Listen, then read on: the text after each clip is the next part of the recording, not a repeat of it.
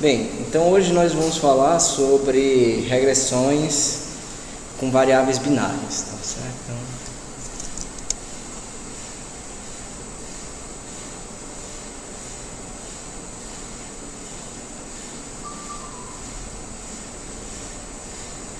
Que vocês não podem confundir, certo, com variável dummy.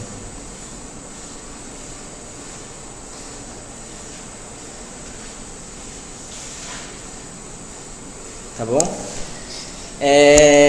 Essencialmente as duas coisas são a mesma, né? As duas são variáveis que só podem assumir valores 0 ou 1. Só que enquanto variável binária a gente utiliza esse termo para guardar variáveis que vão ser as variáveis y, as dependentes, variável dummy geralmente é uma variável independente.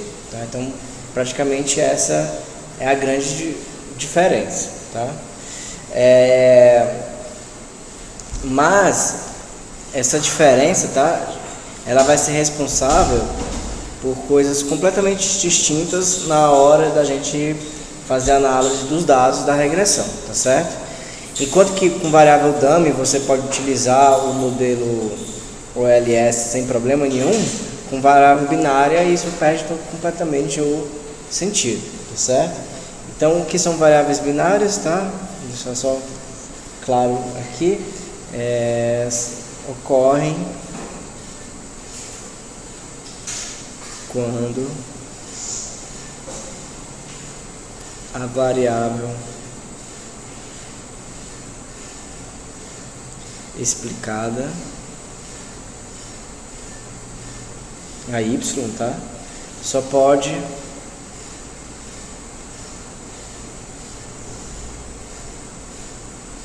assumir dois valores,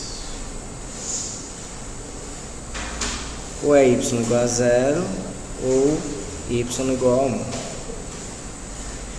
tá certo?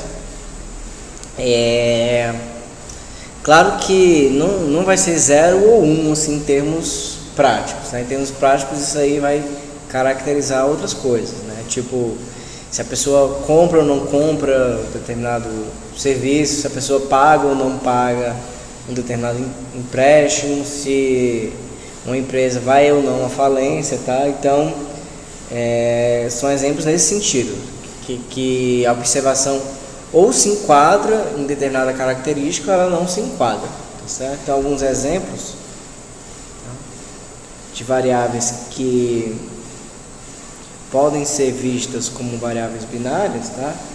Vou colocar aqui. O primeiro exemplo se o consumidor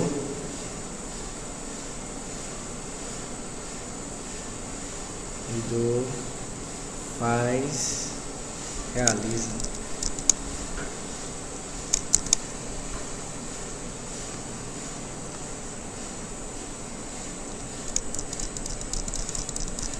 compra ou não um carro, tá? Então, sei lá, você pode colocar o perfil dos teus, sei lá, dono de uma concessionária, e você coloca o perfil de todo mundo que vai entrando na sua concessionária, né? Sei lá, renda, sexo, idade, um monte de blá blá blá aí, certo? E aí você quer saber como essas outras variáveis afetam na decisão da pessoa comprar ou não um carro, tá certo? Outro, se pessoas estão ou não empregadas, né, possuem um emprego. Então você coloca lá sexo, anos de estudo, idade, se é casado, se não é, tá certo? Um monte de coisa, e você quer saber quais são essas variáveis, quais são os impactos dessas variáveis, tá? Nessa variável y, que é o fato de ele estar ou não empregado, tá certo? Outro exemplo aqui é se agricultores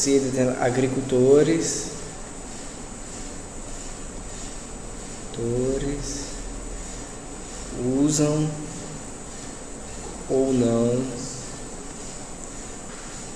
agrotóxicos.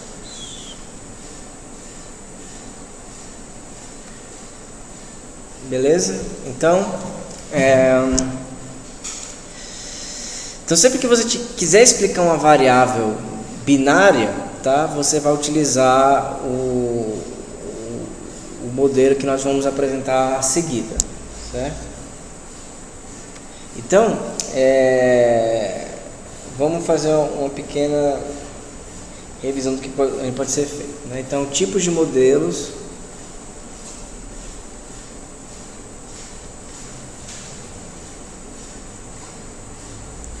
que podemos utilizar.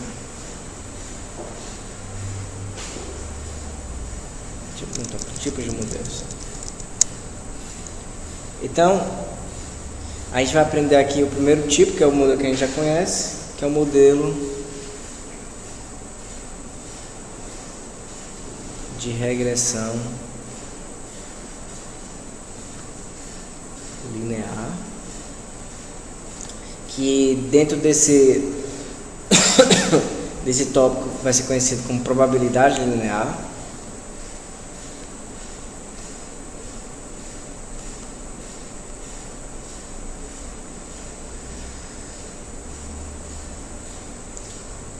Dois, modelo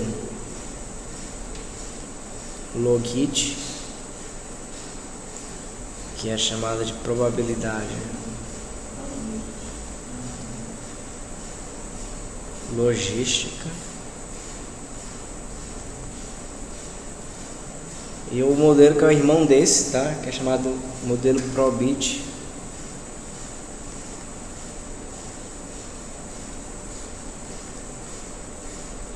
que é chamado modelo de probabilidade normal. Tá certo?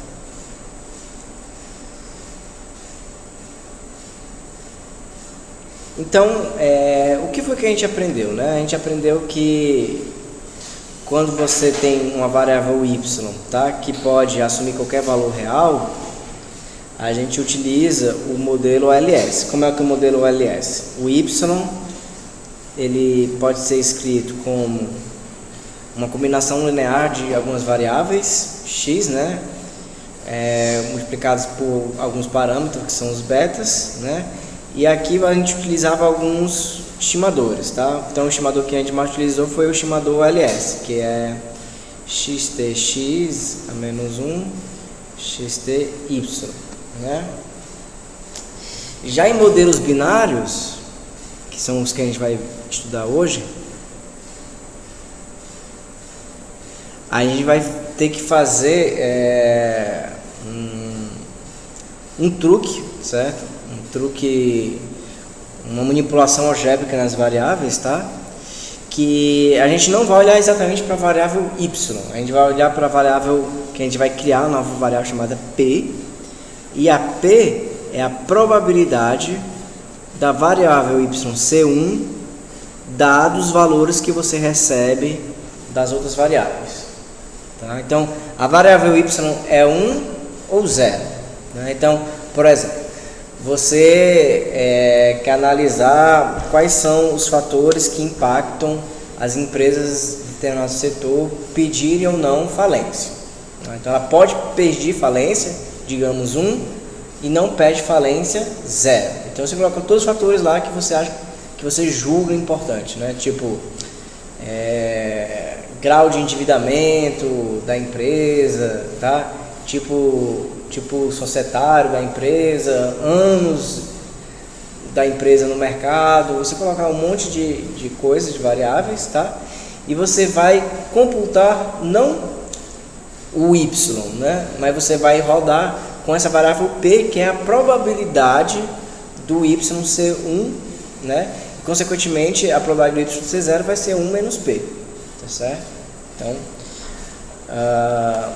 e essa probabilidade, esse p, você assume que ele depende, tá? De alguma forma, tá? Essa aqui é uma função qualquer, certo? Então, dependendo dessa função aqui, você vai ter um modelo diferente, tá? Mas dentro dessa função f, você coloca simplesmente a soma linear aqui das variáveis x, tá, multiplicado pelos parâmetros beta, né? Então, na verdade, esse poder pode ser visto assim, né? F de beta 1 x1 mais beta 2 x2, tá? Beta k xk, tá certo? Então, veja que o modelo, a variável, não é a variável y, tá? Que é a variável explicada, é a variável p, que está, de certa forma, correlacionada com a variável y, tá certo? Não é a variável y, é a variável p. E essa f, tá? Essa função aqui, dependendo da função que você escolhe, certo? Você vai ter um modelo desse aqui diferente, tá? Modelo 1, 2 ou 3, tá? Então, a gente vai ver 3 tipos especiais de função f, tá? De acordo com esses modelos 1, 2, 3. Então, no caso do modelo 1, que é o modelo de probabilidade linear,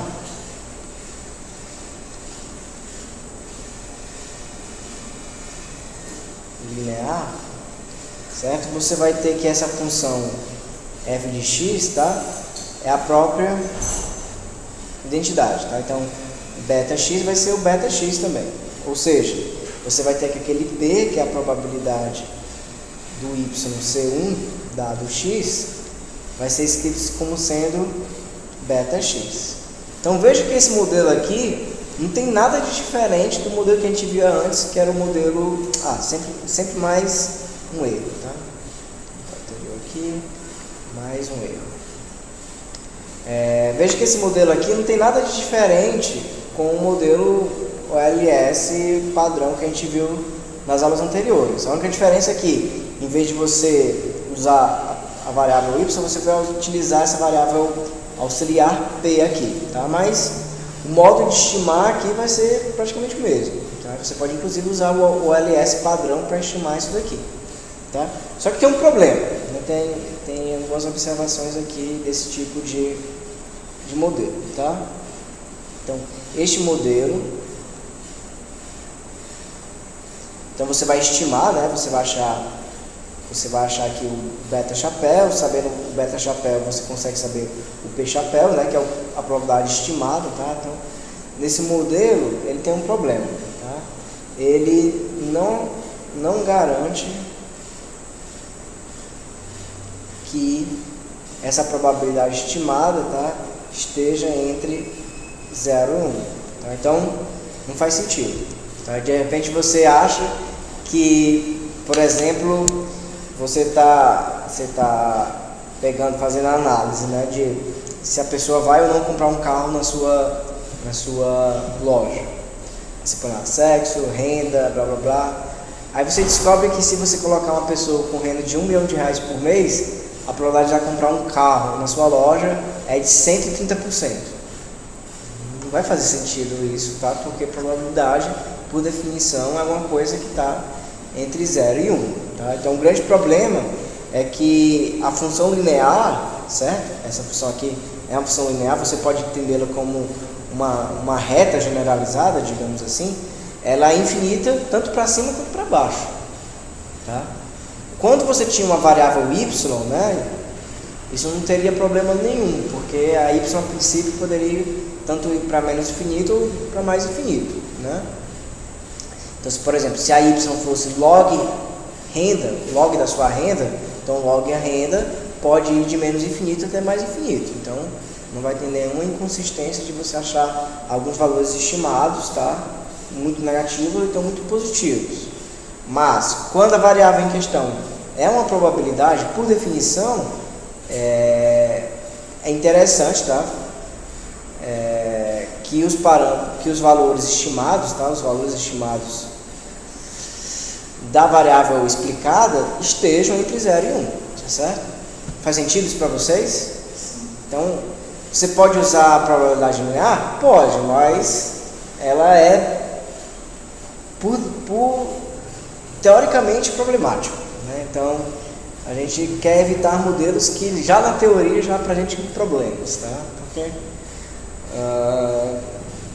apresentar problemas na prática é uma coisa, tá? Apresentar problemas na teoria já é outra. Tá? Então, por conta disso daqui, tá? Esse modelo em geral, tá? Na prática, não deve ser utilizado. Tá? Porque, novamente, porque você está chamando o f, essa função f de x igual a x, certo? Ou seja, né, essa função aqui, se você desenhasse o gráficozinho dela, seria mais ou menos assim. Tá? Ela pode assumir tantos valores muito positivos, como valores, tá, muito negativos, tá? Só que a probabilidade está sempre entre, a probabilidade sempre tem que estar entre 0 e 1, tá? Então, aqui não é no outro. A probabilidade teria que estar sempre entre 0 e 1, tá? Que não é o caso, certo? Então você pode encontrar alguns valores aqui que teriam um P estimado, tá, maior que 1, então menor que 0. Então, feita essa primeira apresentação, tá, vamos prosseguir para o modelo Logit. Tá? Então, esse modelo Logit é quando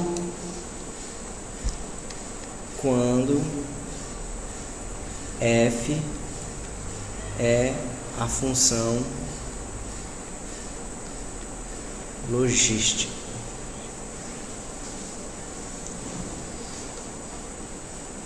Tá? Ou seja, f de beta x é igual a e elevado a beta x 1 mais e elevado a beta x. Tá certo?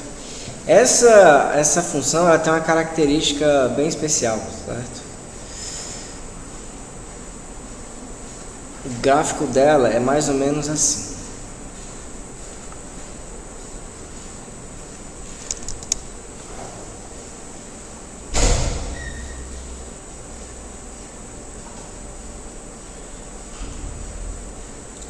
Essa função aqui, f de x igual a e elevado a x mais 1 e elevado a x.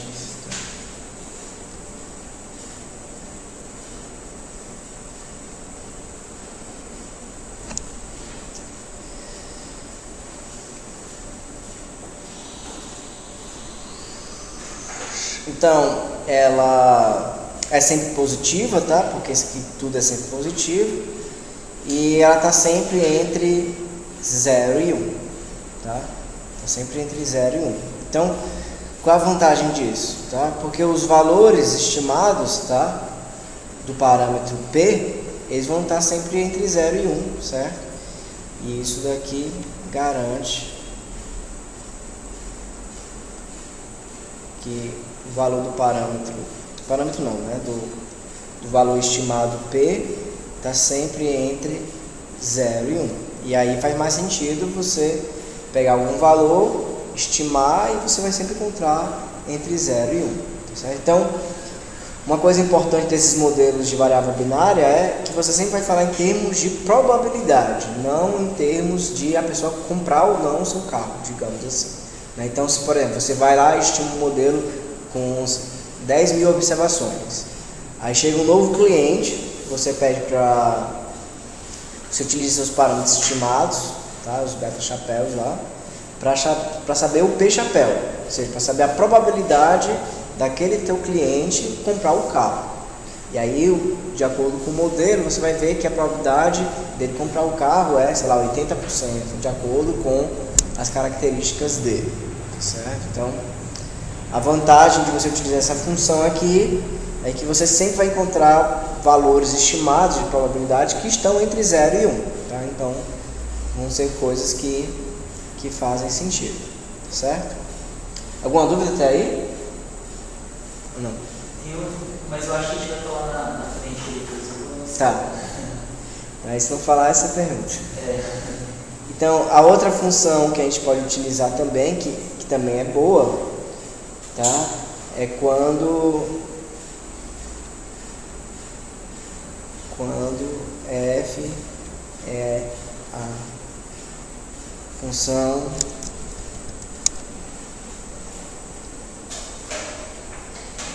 distribuição acumulada normal, tá? Ou seja, você vai ter que o f de beta x vai ser a integral de menos infinito até beta x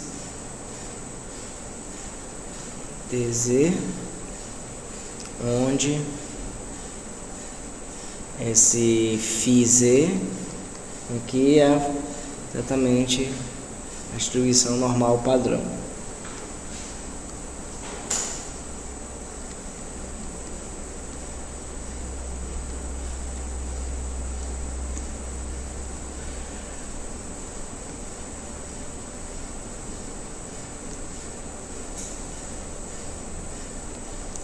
Beleza? Então, como é a distribuição acumulada, né? Qualquer distribuição acumulada vai estar entre 0 e 1, tá? Então, esse f de beta x vai estar sempre entre 0 e 1, tá? Portanto, os valores que você estima para p, independente do x que você escolhe, também vai estar sempre entre 0 e 1, então vai fazer sentido as suas estimativas, tá certo? Tudo bem até aí? Então tá. Então, essas funções aqui, certo? Essa e essa, que são as duas que a gente utiliza para fazer as estimativas, tá? Elas são funções muito loucas, tá certo? E aí, como é que você faz para estimar? Então, você não utiliza mais o processo, tá? do LS. Você não minimiza a soma dos quadrados dos erros, tá? Isso não vai fazer mais sentido para esse tipo de modelo, tá? Para isso, como é que você vai estimar? Estimação dos modelos. Nesse caso, nós vamos utilizar o método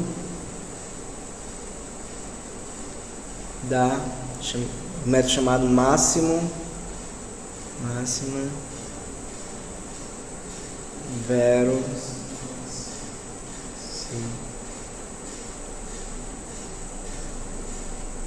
Eu não vou entrar em detalhes não, tá? Mas se você quiser procurar em livros mais profundos sobre o tema, tá? O que é feito basicamente? Você constrói uma função, certo? Chamada função de máximo verossimilhança, que depende daquela função f, tá? E você maximiza essa função de máximo verossimilhança, tá? Em que as suas variáveis são exatamente os parâmetros dos betas, tá? E essa função de máximo verossimilhança, ela é construída de modo que o ótimo dela, tá? Os betas estimados ótimos, né? Que são chamados betas estimados de máximo verossimilhança, tá? Eles são estimadores não viesados, tá? Ou seja, em média ele acerta, e de menor variância, tá? Entre todos os estimadores não viesados, tá certo? E o que acontece, tá? Observação, para esses modelos,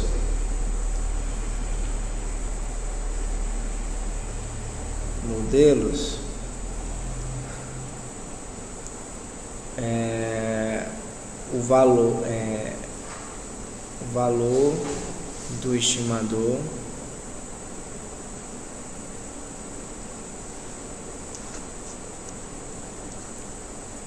não é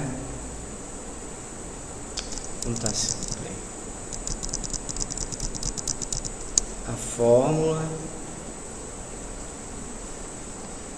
do estimador né, de máximo verossimilhança, que a gente vai chamar de beta chapéu MV, não é previamente conhecido. Tá? Então, por exemplo, lá no modelo do OLS, a gente tinha uma fórmula, tá? Que era aquela tradicional XTX a menos 1 XTY.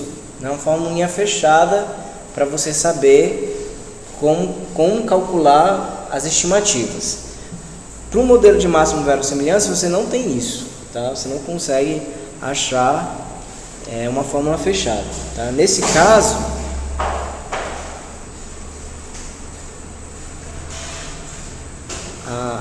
estimativas são encontradas através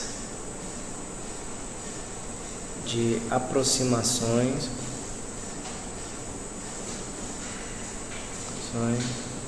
sucessivas.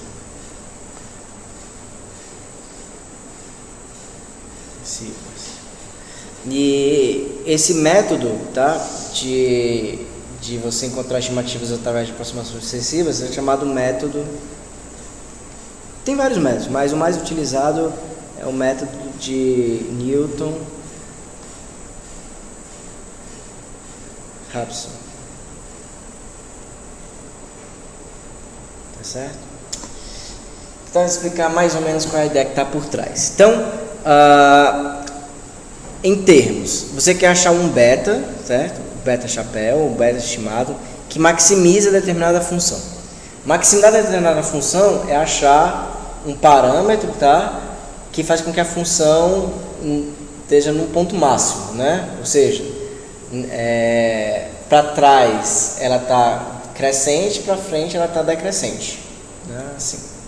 Então, por exemplo, uma função que tenha valor máximo é uma função assim, certo? Então esse pontinho aqui é o ponto máximo dela, por quê? Porque daqui para trás ela está decrescente, está crescente, daqui para frente ela está decrescente. Nesse ponto aqui, certo?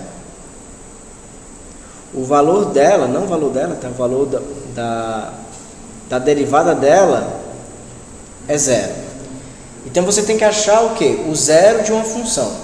Se essa função for bem conhecida, é fácil achar o zero, né? Tipo, se for uma função linear, é fácil você achar o zero de uma função linear. Se for uma função quadrática também, tá certo?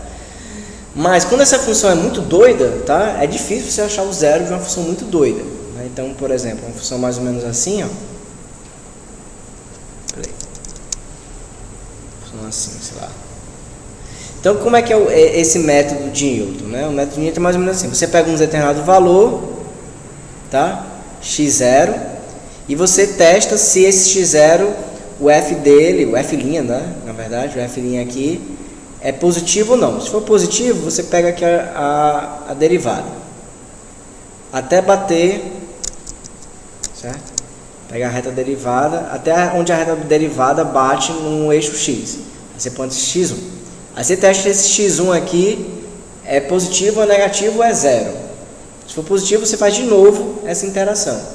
Então você vai fazer essa interação sucessivas vezes até que o valor da função, tá, seja menor que algum valor muito pequeno. Então, se é valor muito pequeno, não necessariamente você vai achar o cara que é a raiz da função, ou seja, exatamente a estimativa de máxima verossimilhança, mas você acha alguma coisa que está muito próximo dela, tá certo? Então, essa é a grande diferença, tá, entre o método do OLS e o método de máxima verossimilhança. Então, enquanto no método OLS você acha realmente o valor do parâmetro que minimiza a soma dos quadrados dos resíduos, no método de máxima verossimilhança você acha um parâmetro que é muito próximo, tá? Tão próximo quanto você queira, na verdade, do valor que maximiza a função de máxima verossimilhança. Tá? Deu para entender essa pequena diferença? Então, sei lá, se o parâmetro estimado era para ser 3, né? Você acha, sei lá, 3,0000020 zeros 2. Você não acha de forma precisa, tá certo? Isso faz com que o método seja um pouco mais lento, tá? Porque vai fazendo interações sucessivas, tá? Mas se você tiver uma base de dados relativamente pequena, tá? Você passa de, sei lá, 1 microsegundo para 10 microsegundos. Na sua vida não vai acontecer nada, tá certo? O computador vai continuar calculando normal. Então a ideia que está por trás é essa daí, tá certo? Vamos lá. Outro ponto importante é como você interpreta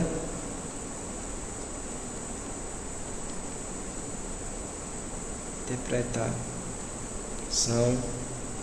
dos coeficientes estimados. Então, nosso objetivo sempre é estimar os coeficientes, tá? E aí, como é que você interpreta, tá?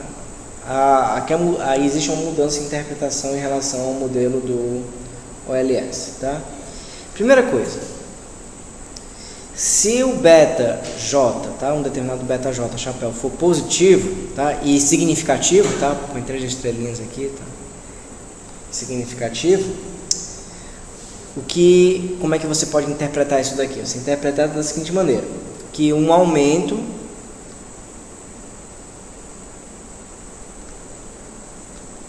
na variável xj, tá? Provoca um aumento na probabilidade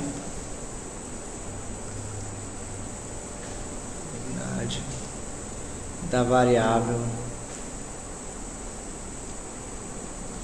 y ser igual a 1, tá certo? Então, um parâmetro positivo e significativo, como é que você interpreta? Que um aumento naquela variável xj provoca um aumento na probabilidade da variável y ser 1. Então, voltando ao exemplo lá de uma firma, sei lá, entrar ou não com pedido de falência, né? Digamos que o Y seja a firma entra ou não em falência. Y vai ser igual a 1 quando a firma entra em falência, Y igual a 0 quando a firma não entra em falência. E uma das variáveis x, você coloca várias variáveis lá, uma das variáveis x que você coloca é o grau de endividamento dessas empresas, né? Então cada empresa é uma observação. Aí você vai perceber o que? Se você estimar, provavelmente o parâmetro beta dessa variável grau de endividamento, ele vai ser positivo. Isso significa o quê? Que quanto maior o grau de endividamento, maior é a probabilidade da empresa entrar com o processo de pedido de falência, tá bom? Só que aí você tem um problema, tá? De você não conseguir interpretar os betas, tá? Como efeitos marginais, tá? Todos os outros constantes, certo? Ou seja, isso quer dizer que a magnitude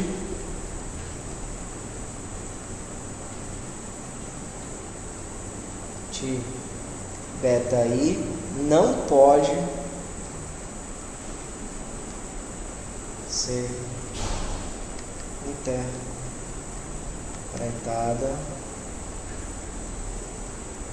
pois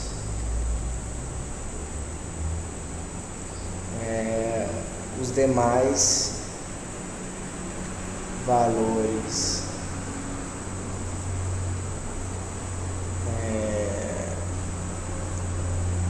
das outras variáveis terão influência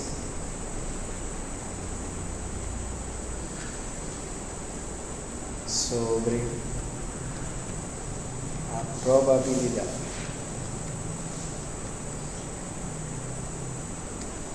certo?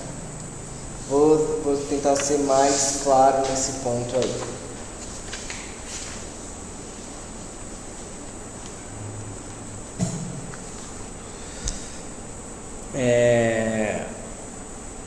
O que acontece é o seguinte: imagine que você tem uma função, um modelo que é o seguinte: beta 1 x1 mais beta 2 x2 até beta k xk, tá? Quando você faz a derivada de y sobre a derivada de, por exemplo, xj, tá? Isso aqui vai ser simplesmente bj, ou seja, o bj mede ele sozinho, tá? Consegue medir. Quando você aumenta um pouco marginalmente aqui a variável xj, sem mexer as demais variáveis, tá? Quanto isso impacta na mudança da variável y, tá? Isso no modelo linear, o modelo que a gente estudava antes. Só que o modelo que a gente está estudando agora são modelos desse tipo aqui, ó. Beta 1 x1 mais beta 2 x2 até beta k xk. Quando você faz a derivada de y pelo xj agora, o que vai acontecer? Isso aqui vai ficar derivada de f em relação a todas as outras variáveis aqui, vezes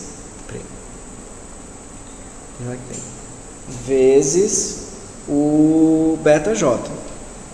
Então, ó, note que aparece um termo novo, que é isso daqui, e esse termo novo, que não tinha antes aqui, ó, aqui não tem nada, ele é afetado pelos valores das variáveis x1, x2 até xk. Isso significa o quê? Que dependendo de como são os outros dados observados, o efeito marginal muda. Aqui, se você muda os outros, tá? Então isso aqui, ó, não depende dos valores iniciais de x1, x2 até xk. Já isso daqui depende. Então você não pode falar o seguinte: se a pessoa fica 5% mais rica, qual a probabilidade de ela comprar um carro na minha concessionária? Você não pode fazer esse tipo de pergunta se você estiver utilizando um modelo binário. Você pode perguntar o seguinte: qual a probabilidade da pessoa, como o fato da pessoa, Rubens, tá? Se o Rubens ficar 5% mais rico, enquanto que aumenta a probabilidade dele comprar meu carro, tá bom? Tem que ser uma pergunta direcionada. Tem que ser exatamente uma observação direcionada.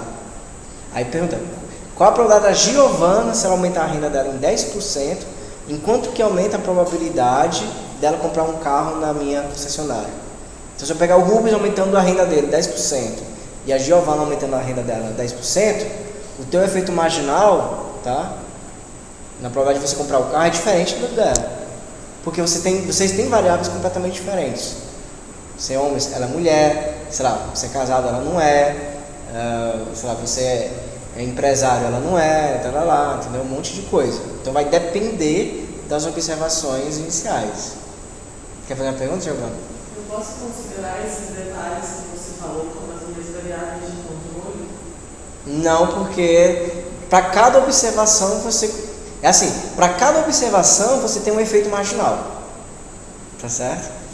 Então o que o pessoal reporta, às vezes, nem sempre, tá? Só quando estou muito interessado nisso, é o efeito marginal médio, a média dos efeitos marginais. Então digamos que todos vocês aqui, digamos que a sala estivesse lotada, fossem, sei lá, 10 mil pessoas, tá? A gente fez 10 mil observações. Para cada observação você encontra um efeito marginal. O que você faz? Pega todos os efeitos marginais, soma e divide por 10 mil. Aí não é um efeito marginal do jeito que a gente está acostumado quando você tem regressão linear. É um efeito marginal médio. Então você pode dizer o seguinte: que o efeito marginal médio pode ser interpretado da seguinte forma: que em média, tá, um aumento de 10% na renda das pessoas pode impactar, aumenta a probabilidade dessas pessoas, em média, tá, comprarem o seu carro. Tá? Aumenta a probabilidade em 5%. Tá certo? Então é isso que acontece. E aí, voltando para essa equação aqui, fica muito claro, tá? Porque dessa minha primeira observação, né, Tião? Se o beta for positivo, então significa que você tem um aumento na probabilidade, né? Então, obviamente, se ele for negativo, você tem uma diminuição na probabilidade. Por quê? Porque essa parte aqui que é dependente de todas as observações, mas ela é sempre positiva. E essa probabilidade de ocorrer o evento Y, a gente vai calcular com base nas médias das observações? Não, assim, o efeito aqui, ó, isso aqui é o efeito marginal, tá?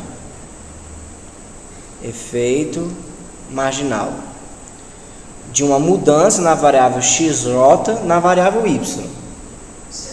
Então veja que no modelo linear o efeito marginal ele é exatamente igual ao beta. Então o parâmetro beta estimado ele pode ser interpretado como efeito marginal de forma completamente direta. Mas quando você tem um modelo como esse, tá, de variável binária, o efeito marginal não é igual ao parâmetro chamado beta. Ele é o parâmetro beta multiplicado por alguma coisa que é positivo. Ou seja, esse cara aqui e esse tem o mesmo sinal. Então, por mais que ele não seja igual, tá, você ainda consegue manter essa interpretação direta. Se o beta é positivo, é porque o efeito marginal é positivo. Se o beta for negativo, significa que o efeito marginal é negativo. E se o beta for estatisticamente zero, né, é porque o efeito marginal é estatisticamente zero. Ou seja, aquele parâmetro lá não afeta em nada, tá, na probabilidade da tua variável y. Então, por exemplo, digamos que você está analisando a situação no qual o y é a probabilidade, é o fato da empresa ou não pedir ou não falência. E uma das variáveis que você coloca lá, sei lá, é o grau do estoque, o tamanho do estoque da empresa. Aí, digamos que você rodou o modelo, o logit, ou então o probit, e descobriu que esse beta, ele é estatisticamente zero. E o que isso significa? Significa que a empresa aumentar ou diminuir o estoque, tá, não afeta a probabilidade dela pedir ou não falência. Não, isso aqui é só um modelo, sim, um exemplo totalmente ilustrativo. Tá? Não estou dizendo que isso acontece, não. Tá? Mas deu para entender? Sim. Então, e geralmente a maioria dos artigos nem reporta os efeitos marginais, porque não tem muito sentido. Você reporta só o efeito marginal médio, você não reporta o efeito marginal, porque o efeito marginal vai ser individual para cada observação. Tá? Deu para entender? Sim.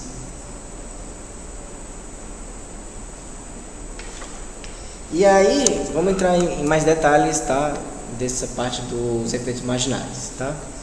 Então, existem basicamente duas formas de você reportando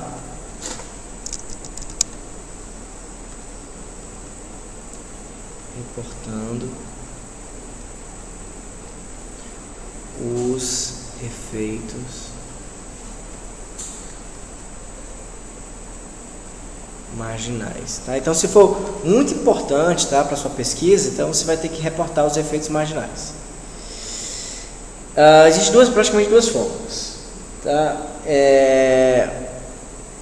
Forma 1. Ou você reporta o efeito marginal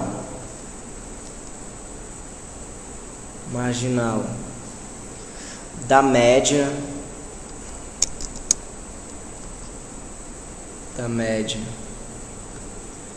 dos dados. Como assim? Você vai lá ter seus dados, né, os seus y, os seus j. Então você vai estimar utilizando o método da máxima verossimilhança, tá? E aí você tem os parâmetros estimados, né? Os parâmetros estimados, P igual a F beta chapéu MV do X, tá certo? E aí o efeito marginal, tá, que pode ser que na realidade é isso daqui, né?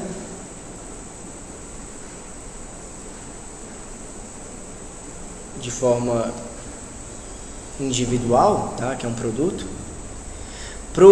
Você vai calcular a média das tuas variáveis x aqui e vai colocar aqui x barra. Então esse x barra é a média, tá? De todos esses caras aqui.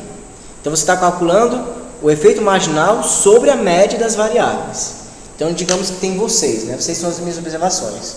Eu crio uma nova observação que é chamada observação média, que nem precisa existir. Tá? E eu estimo o efeito marginal sobre essa nova observação artificial. Tá? Então eu pego, sei lá, a renda de todos vocês, somo e divido pela quantidade, tá? Sei lá, um monte de coisa, tá? Pega e somo e divide, tá? E aí você vai ter o quê? Vai ter exatamente uma estimativa, tá? Então tá chapéu aqui, dada dessa forma.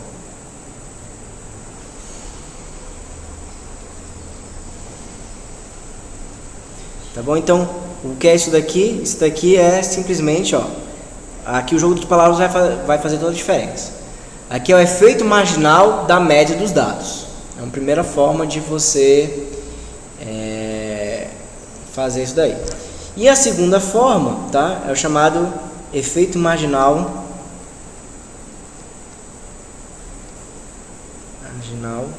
médio. Tá? Então, o que é esse efeito marginal médio? Você vai, para cada observação, certo? x1, x2 até xn, certo? São n observações, você vai calcular o efeito marginal, né? Então você vai calcular o PJ como sendo esse cara aqui, para uma determinada observação xi, xj, bj, né? Chapéu. E você vai simplesmente pegar a média. Então, o cara aqui estimado, tá? O efeito marginal estimado vai ser simplesmente a soma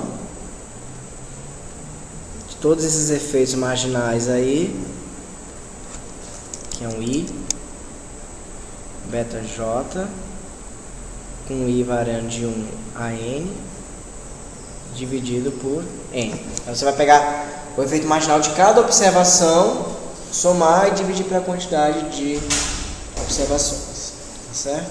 Então são basicamente essas duas formas aqui, tá? Aquela primeira ali e essa. São as duas formas frequentes que são utilizadas, tá? Para reportar os efeitos marginais em regressões com variáveis binárias, tá certo? Primeira observação é que na prática,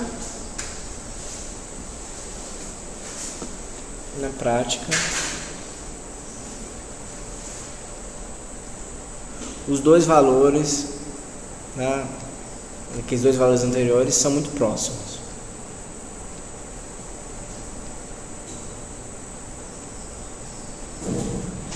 E outra observação que às vezes que é importante fazer é, se você estiver realmente muito interessado em efeito marginal, tá? Não sei porquê, na sua pesquisa é muito importante falar em efeito marginal, para esse tipo de situação, o pessoal cria gráficos, tá? Cria gráficos. Então, por exemplo, digamos que o teu modelo é, sei lá, probabilidade, né, do y ser um dado x. Aí você coloca aqui, sei lá, alfa mais beta 1 x1 mais beta 2 x2 mais epsilon, tá? Aí o que você faz?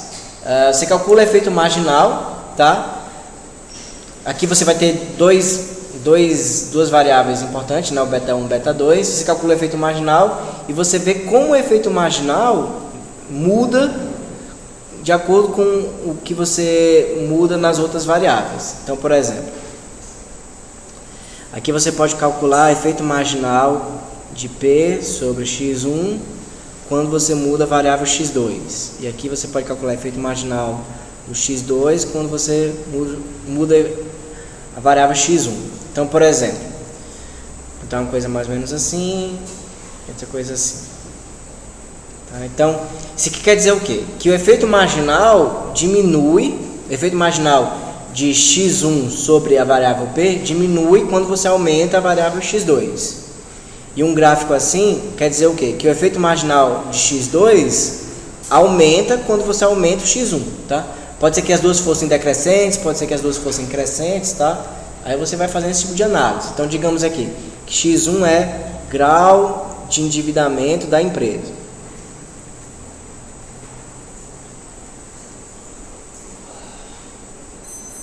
Digamos que aqui o x2 fosse estoques. Isso aqui quer dizer o quê? Que à medida que as empresas vão aumentando o estoque, menos o grau de endividamento afeta a probabilidade da empresa pedir falência. Aqui seria o seguinte: quanto mais as empresas aumentam o grau de endividamento, maior vai sendo o efeito de um aumento do estoque sobre o pedido de falência das empresas, digamos assim. Certo? Então, dependendo da situação que você queira falar, que seja muito específica, tá? Você pode construir esses gráficos de como o comportamento do efeito marginal vai mudando de acordo com a mudança nas demais variáveis. Se você tivesse um modelo linear, você nunca teria movimentos como esse, crescentes ou decrescentes. O efeito marginal seria simplesmente constante, certo? O efeito marginal é sempre o mesmo, independentemente de como você muda as outras variáveis. Isso no modelo linear. Em outros modelos como esse daí, não necessariamente isso vai acontecer. Tá certo? Fica claro para vocês?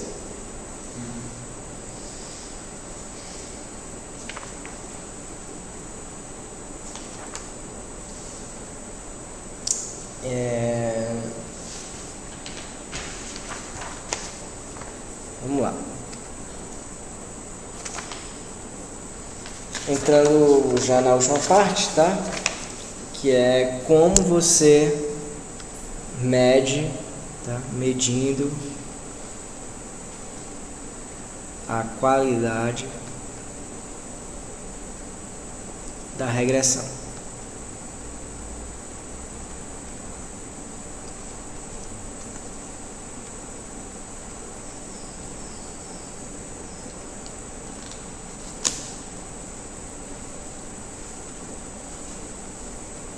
Certo? Então, quando você tinha um modelo linear, a gente media a qualidade de regressão ou usando R ao quadrado ou usando R ao quadrado ajustado, né? Quando você utiliza o modelo binário, não faz mais sentido você falar em R ao quadrado. Por quê? Porque o R quadrado explica quanto uma variável explica a outra. E essa aí já fica quando uma variável explica uma probabilidade.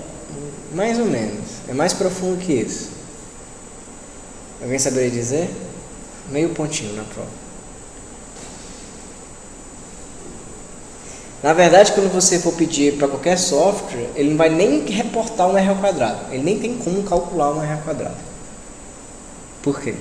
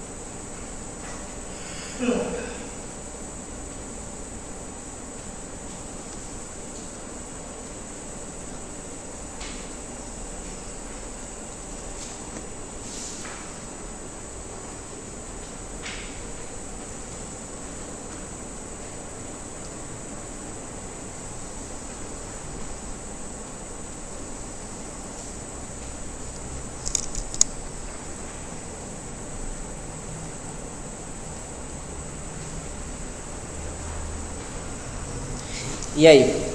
Por quê? A resposta é o seguinte: É porque o R ao quadrado é a divisão entre a soma dos quadrados explicados dividido pela soma dos quadrados explicados, tá certo?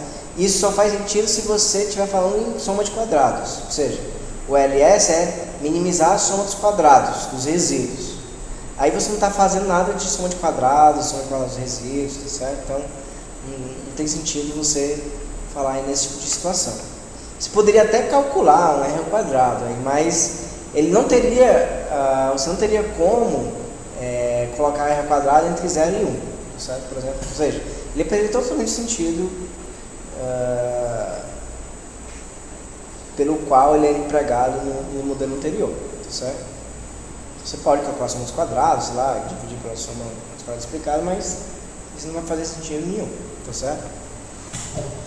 Então, nesse caso, a gente utiliza formas alternativas, tá, de qualidade de ajuste. Existem algumas formas alternativas, tá certo? A primeira delas, que é uma das mais empregadas, tá certo? É o chamado R ao quadrado contado. Como é que você vai definir esse R ao quadrado contado? Vamos fazer o seguinte. Como é que começa? Você tem lá a sua base de dados, né? YX. Aí você vai estimar os parâmetros usando o método da máxima verossimilhança. Com isso, você calcula o valor da probabilidade estimada, né? Que é dada por isso daqui.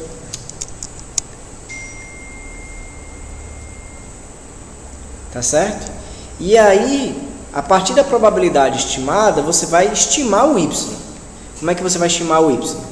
O Y vai ser 1, vai ser 0. Vai ser 1 se a probabilidade estimada for maior que 0,5 e vai ser 0 se a probabilidade estimada for menor que 0,5. Tá bom? Então, lembra, dependendo do valor de x que você coloca aqui, né, você vai obter um valor de probabilidade, que vai estar entre 0 e 1. Se a probabilidade for alta, né, ou seja, maior que meio, você diz que a coisa vai ocorrer. Tá? Estima-se que a coisa vai ocorrer. Se a probabilidade for baixa, ou seja, menor que ou igual a 0,5, você estima que a coisa não vai ocorrer. Tá certo? É assim que você pensa. E aí você compara, tá? Compara-se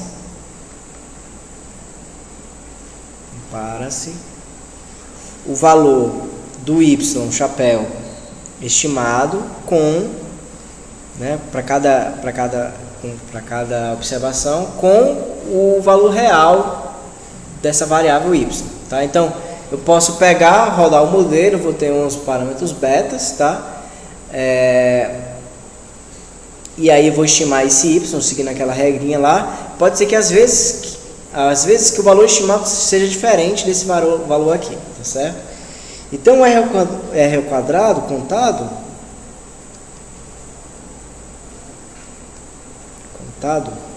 vai ser igual ao seguinte: ser simplesmente o número de previsões corretas dividido pelo número de observações. Tá certo? E aí, um bom ajuste geralmente é considerado quando você tem esse R ao quadrado contado maior que 0,75. Tá? Então, pela própria definição do R ao quadrado, você vai perceber que ele está sempre entre 0 e 1. Tá? Por exemplo, se você não acertar nunca, nenhuma previsão der certo, vai ser R ao quadrado de 0. Se você acertar todas, o R ao quadrado vai ser 100%, vai ser 1. Tá certo? Ficou claro para vocês? Já esse tipo de medida de qualidade não faz muito sentido, tá? para uma regressão linear, porque você nunca vai acertar precisamente, tá? Dificilmente você acerta precisamente o valor do y, tá? Porque o valor do y é um número real. Então, quando você faz aquela reta de regressão, pode ser que aquela reta de regressão não passe por nenhum ponto, tá? Dos teus dados. Então, se ela não passasse por nenhum ponto daqueles dados, esse r ao quadrado aqui seria 0, tá certo? E aí, quer dizer que a regressão não é boa? Não, tá certo? Então, isso aí seria essa primeira forma, tá? Também tem uma segunda forma,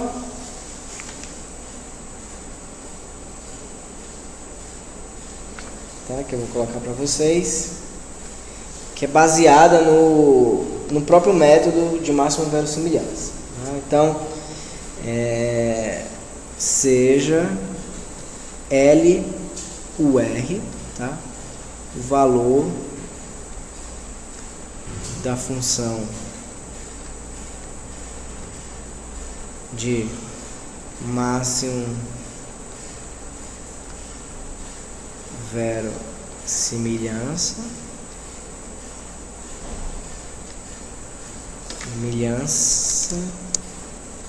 quando os valores dos betas são livres. Pode ser qualquer coisa. E o LR, tá? É o valor da função de máximo verossimilhança quando os betas são todos iguais a 0, tá certo? Pergunta: qual desses dois valores vai ser maior? Esse primeiro aqui ou esse segundo aqui?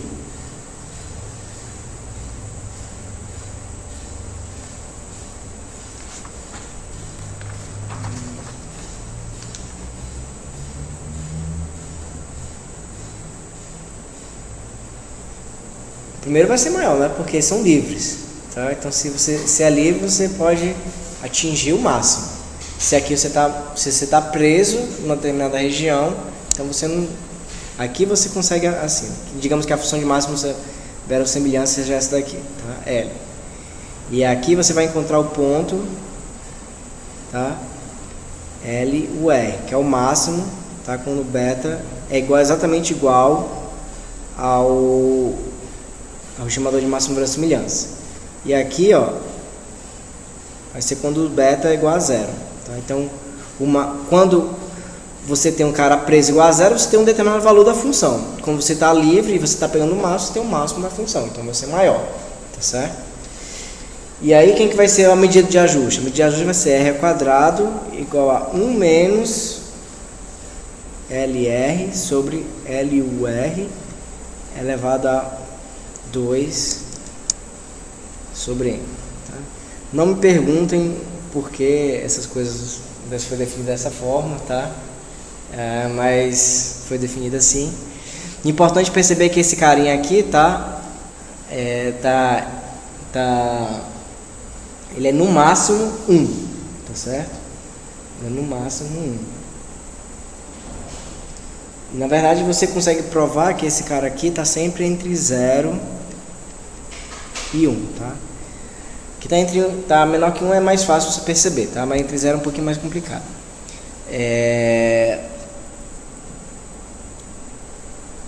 E aí, tá? A grande vantagem de utilizar esse R aí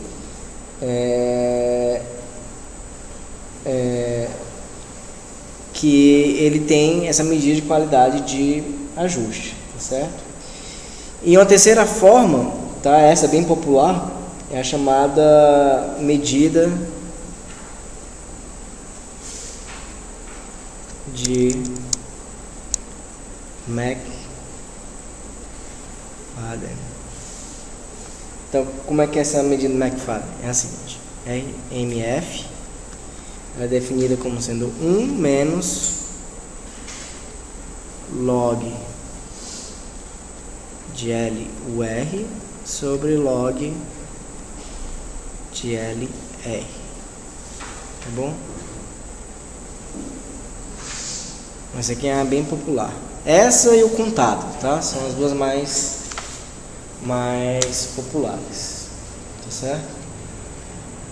Então era isso que a gente tinha de parte teórica, tá certo?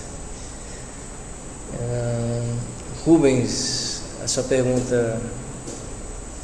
Era aquela questão mesmo. Pode voltar um pouco lá nos primeiros slides?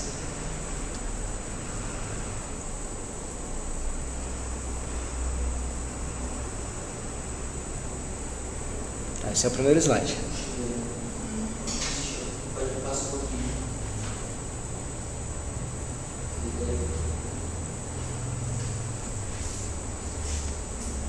Nem lembro mais.